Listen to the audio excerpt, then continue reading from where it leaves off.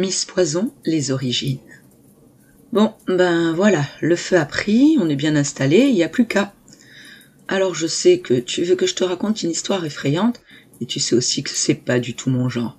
Mais bon, vu que tu insistes pour une histoire, je vais te raconter mon histoire. Depuis le début de notre rencontre, tu me dis que je ne te raconte pas grand-chose sur moi. Tu reconnaîtras quand même que cela fait partie de mon charme, mais bon.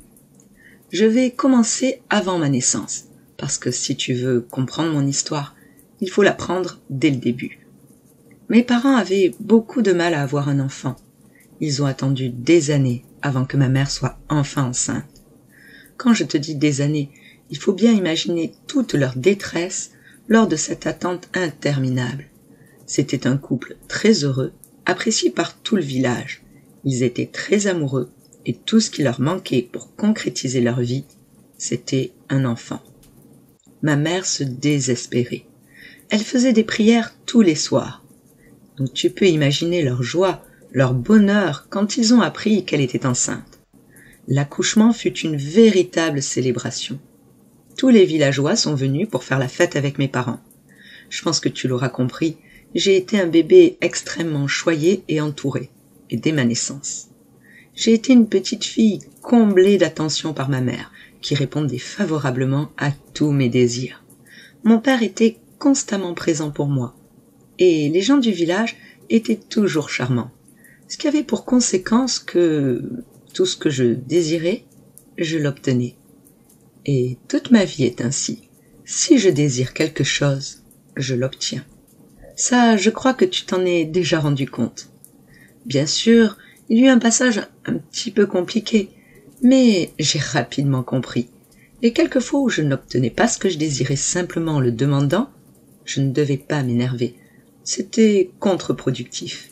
Par contre, si au contraire, j'affichais un air mi-contrarié, mi-triste et plein de gentillesse, c'était dans la poche. J'ai donc appris à tirer parti de ce que la nature m'avait offert. Mais obtenir tout le temps ce que l'on veut et... comment dire... Au bout d'un moment, ça devient lassant. Même plus que ça. J'ai fini par me sentir vide. Avoir tout ce que je voulais m'a conduit à ne même plus savoir ce que je voulais. Il y avait tellement de... Je trouve pas les mots. Je sais pas vraiment comment te l'expliquer.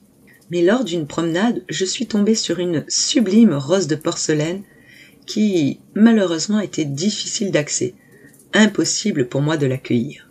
Attends, excuse-moi, Soria, mais je crois que c'est le moment idéal pour une petite boisson réconfortante. Tu ne crois pas? Oui, tu penses sûrement à la tisane. J'ai justement la bouche un peu sèche. Yona, tu nous sers? Avec grand plaisir. Bon allez, je reprends. J'en étais où? La rose de porcelaine.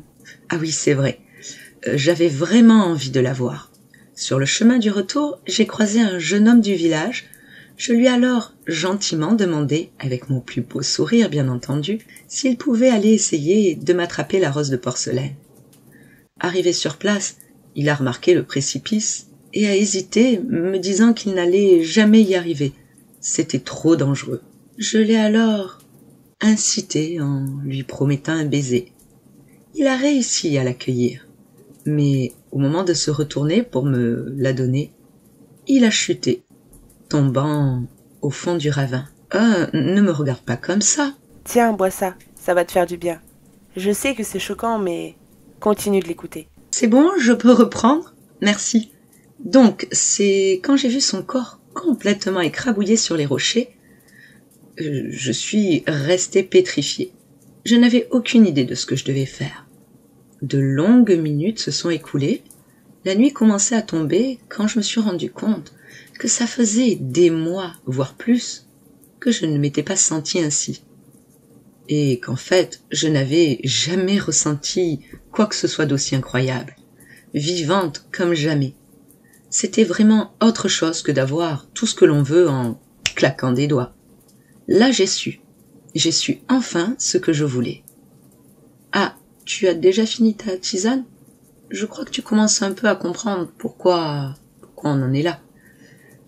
Une vie à avoir tout ce qu'on veut sans le moindre effort, juste avec un joli sourire, Ça peut paraître sympa, mais franchement, au bout de quelque temps, je ne ressentais plus rien.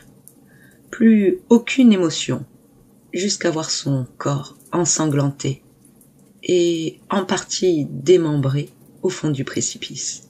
Tout ce sang, son expression à la fois vide et pleine de désarroi, figée sur son visage. Il se passait enfin quelque chose qui faisait vibrer tout mon corps. Un peu comme tel qu'il fait maintenant. Là, tu dois vibrer. En effet, là, je ressens vraiment quelque chose. Jusqu'à présent, je faisais ce qu'il fallait, en présentant une belle façade, faite de jolis sourires hypocrites, gentils et agréables. Mais, à présent, c'est moi qui me fais plaisir. J'aime voir la mort, ou plutôt la vie, quitter vos corps. C'est ce qui me rend vivante à moi. Et dans cette nouvelle vie, j'ai été rejoint par Yona, qui maintenant m'assiste et dont je ne pourrai plus me passer. Je vais lui passer la parole afin qu'elle te raconte ce qui va t'arriver, car je pense bien que, si ce n'est pas maintenant, ce sera jamais, hein, je crois que tu comprends. Yona ?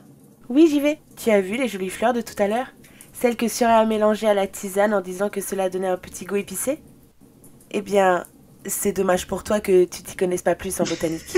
Surya, elle, m'a appris que le poison, c'était plutôt sympa, en offrant une infinité de possibilités et...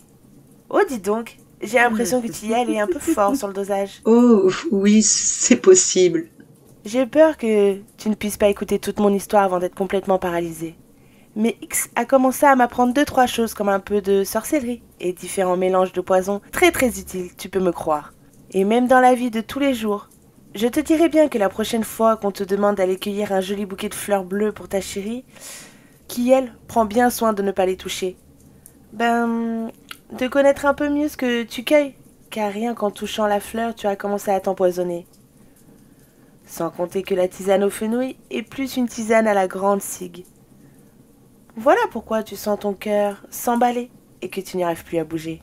Voilà, nous t'avons offert un délicieux mélange de 2 poisons très efficaces. Il ne te reste plus que une petite dizaine de minutes à vivre. Le temps pour nous de déguster un bon verre de vin. Oui, j'ai pensé à prendre une bonne bouteille afin d'apprécier ce moment comme il se doit.